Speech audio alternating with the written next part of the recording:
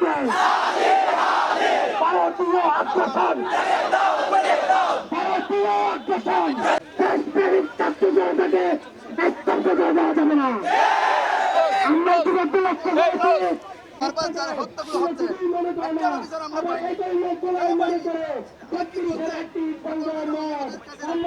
পাই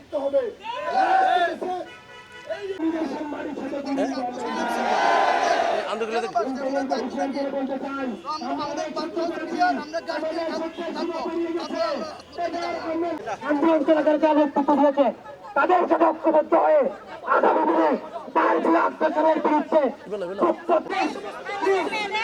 আমরা হত্যা বসাবো।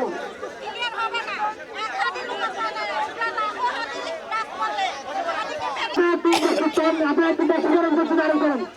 সম্মানিত ভাইয়েরা, আপনারা জানেন এই আওয়ামী পলাতক পেয়ে গেছে।